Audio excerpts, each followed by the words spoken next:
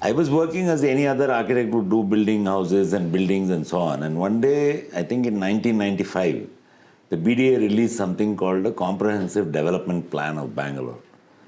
And it was a very interesting plan because it was neither comprehensive nor it had anything to do with development. And when I started looking at it and started understanding, and it had a map of Bangalore which I had never seen before, what Bangalore looked like in its entirety. Then when I started looking around, then I found that there was no map of Bangalore. The last good map of Bangalore was made in 1978. So that's when it started, the story. What happened was, then I started getting interested. Anyway, I was interested in cartography as a field. And then simultaneously with Indian space capabilities increasing, we started taking the help of ISRO and various people to see how to make what does Bangalore really look like, and can we use that information to make it like a better place to live. So that's where it started. So from there, I've been involved in a multiplicity of, I was the one who created one of the first accurate maps of Bangalore in the late 90s. With the then help, a lot of people helped me, Mr. Narayan Murthy of Infosys, Mr. Pai of National Aeronautical Laboratories, Mr. Dr. U.R.E. from the Indian Space Research Organization.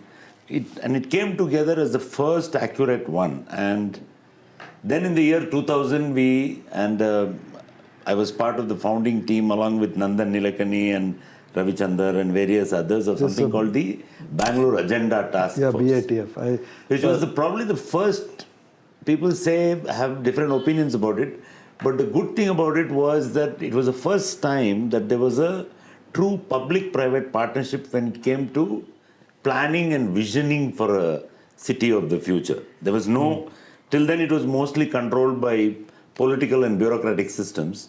It's the first time that the people of the city, some might argue the elite, but citizens nonetheless, right, were brought into a formal planning process where every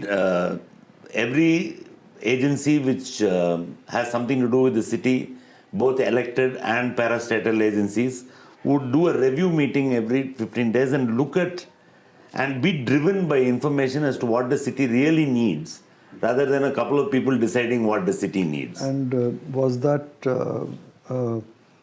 anchored by some full-time organization, or how did it? Yeah, the BATF was a full-time organization we had, I think, about 8 staff at our peak. Yeah, but most of the time came in from industry leaders and people like me and a few others who took different aspects of the city. For instance, I was responsible for just introducing the concept of what is known as GIS, Geographical Information Systems. Cartography has moved from flat maps to 3-dimensional understanding of a city using technology.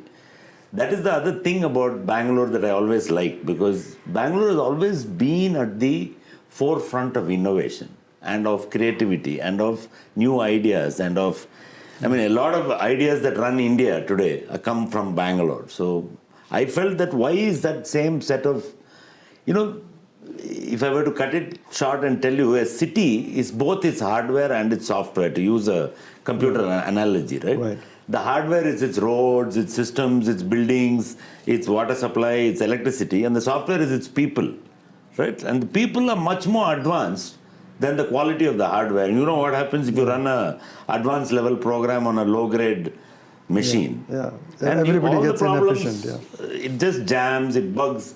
So this started interesting for me to say, how do you leverage technology and how do you leverage best practices that the world has seen? Not blindly copy Singapore or Japan or New York or whatever it is. How do you leverage that knowledge and use the data and the inbuilt wisdom of Bangaloreans to improve it?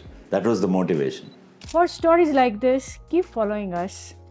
From Code to Culture, our podcast. Subscribe to our channel, follow us on social media.